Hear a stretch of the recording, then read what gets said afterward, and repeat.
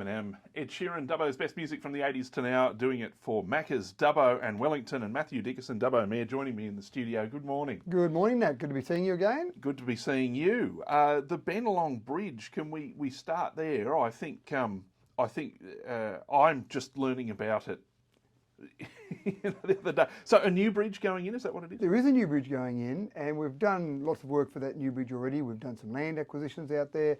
That's been a bridge that definitely has been needed to be replaced for some time now. It's pretty old, it's got cracks in the timbers. I know riding a pushbike across there, I actually walk my pushbike across there. The cracks are so big I'm worried about a tyre going down in between the cracks. So it's a pretty old bridge.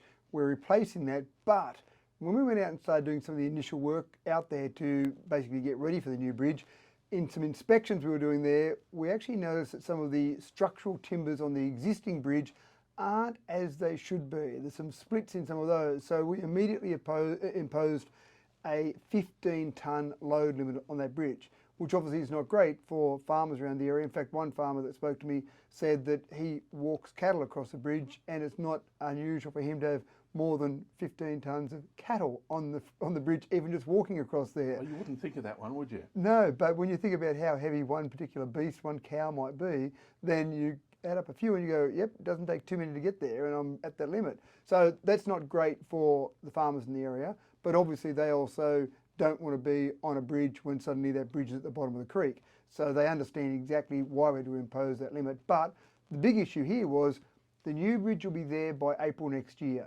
The existing bridge is only a 15-tonne limit now. You've got harvest in between.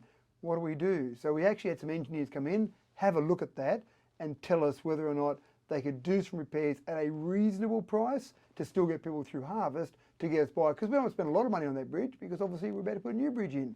The cost came back, $119,000 was the quote that we got, which we considered to be reasonable given those circumstances. So we're going ahead with that. By the middle of September, that limit will be lifted back up to the standard 44-tonne limit.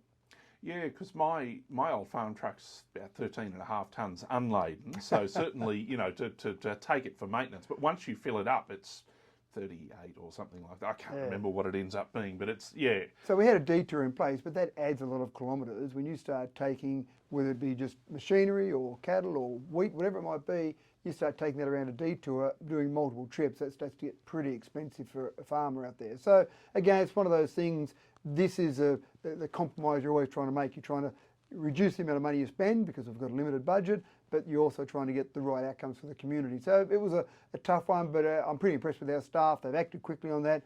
Obviously safety number one, and then get an outcome around, a good outcome, I think, number two. Well, I mean, 100 and something grand to get it just patched up for delivery season. I mean, you're going to see produce of that value over it in like 10 truckloads or something like that. So it's something to pay for itself pretty quickly. Yeah, I've had some farmers who are so keen to see it repaired, not knowing what the cost would be at the stage they were speaking to me, saying, look, we'll contribute if we have to, but again, who knows what the price might have come back at. It might have been $1 million, and then it just wouldn't have been sensible to spend that kind of money for really about 7 or 8 months. Can we, while we're talking about new stuff, can we pivot for a moment and talk about the new chambers? How's that going? Yeah, so this is a decision we made to basically be more efficient with our space. At the moment, the chambers, which have been the chambers since about 1980, they're named after Norm Cox. There was an amalgamation between Talbragar Shire Council and the Dubbo City Council at the time back in 1980. So it's been the chamber, the council chamber, from 1980 till today. Now, the problem with that is that we've got a chamber there, a reasonable amount of space for the chamber. You've got viewing seats, you've got the whole chamber where all the councillors sit, where all the staff sit, and it's used twice a month. It might be used in total maybe for 5 hours a month. So we looked at that and said, surely we could utilise this space better. We've got some downstairs conference rooms, which are used regularly all throughout the day, different meetings, and they can be changed in size. And then we've still got staff across the road in Church Street, where we've got a small building that was bought by council many years ago. And we thought, well, what we could do is we could sell that building off, or we could rent that space out and actually turn the old chamber, or what's the existing chamber at the moment, to office space, and then downstairs where our meeting rooms are, surely we could have some way we could reconfigure those twice a month for council meetings and then have them back as normal conference rooms the rest of the time. So that's the decision we've made, and this Thursday night for our council meeting, for our July council meeting, it's going to be the first use of the new chamber. So we've had a look at it. We've already had it configured and then unconfigured just to see how that all works. It seems to be quite efficient. But we've got a bit of an opening there. We've got all former councillors, all former mayors of Dubbo and Wellington, and going back as far as Talbragar Shire, all invited along to an opening ceremony. One of our councillors, Lewis Burns, is going to a smoking ceremony there. And so again, it's one of those things that it's a bit of fanfare because it is an important thing, but that'll be the interesting part. People will be just there in meetings normally during the week, and then twice a month we'll reconfigure it to be the chamber. And changes to the Shire lines too? Yeah, this is an interesting one. When we had the amalgamation, one of the things that might have been more sensible back in 2016 was to maybe do a boundary adjustment. But a boundary adjustment is more complicated for government to do, so they just did an amalgamation. There's Dubbo, there's Wellington, we'll just put the two together.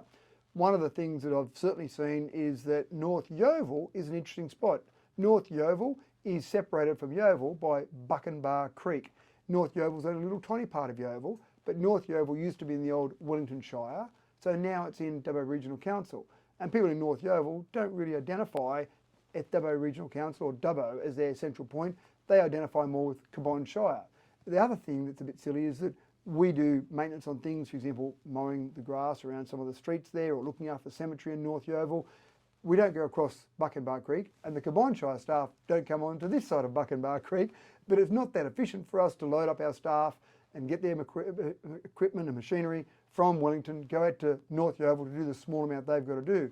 We've actually had discussions with Cabonne about sharing some of those services and just paying Cabonne to do some work in North Yeovil, but we've actually started discussions to say, with Cabonne, if you're happy with it and we're happy with it and our residents are happy, we should just redraw the boundary line. Now it sounds simple, it's not quite that simple, there's a bit of a process to go through, but we've started those discussions to actually get the boundary line changed. Where you change it to, that's always the tricky part, but essentially to take North Yeovil into Cabonne Shire, which makes a lot more sense. I see. I think you're probably stopping all those maintenance guys from having to go all the way out there when you've got the team from Cabonne just a stone's throw over there. It seems a bit, but I mean that's the kind of bureaucracy I think it's nice to unpick when you get the opportunity to. Yeah, that's right. If you can unpick it and you can make it sensible, because again, when they drew that line along Buckenbar Creek, whether North Yeovil and Yeovil even existed, maybe it was just Yeovil and they drew that line there, and North Yeovil grew as a part of that. But again, you're always trying to look at any location, any village, any town, any city, where's your natural point of influence, where's your natural central point? And for North Yeovil, that really isn't Dubbo. And I've been out to some meetings out there, just some community meetings, and it really is obvious to me that Dubbo isn't where they see their central point. So let's change that boundary if we can. Back to Dubbo for a moment, the Wheelers Lane works there, how are those going? Actually really good. So it's a bit of a pain at the moment because the detour is a long detour when you've got to go right up to Sheraton Road for the detour. Some detours are very short, but again, it's one of those things. People always want the roads repaired. They want the roads in the best possible condition. They don't want any inconvenience while that repair is being done. Unfortunately, that does have to happen sometimes. But we've had a bit of good weather since we started those works, and we initially said, be expecting delays and detours and maybe some changes where you'll have it open one day and then close the next day.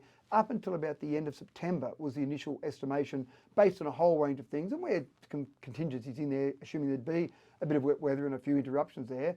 Things have actually gone better than expected. Our staff have been doing some great work up there. The weather's been kind to us. So by the end of August, we're hoping that all those works will be completely finished. So about a month ahead of schedule. You might even see some parts of that open and then closed again over the next few weeks, where you might be having it open to drive on and then we might close it again to do some line markings, for example. Keep an eye out there. There'll still be some detours in place for some time, but getting ahead of schedule there, especially as you get towards September, get towards school holidays, that type of thing. If we can get it cleaned up and opened up before then, that'll be fantastic. Dubbo Mayor Matthew Dickinson, thank you for coming in this morning. Good to see you. Always my pleasure, Nat. Thank you.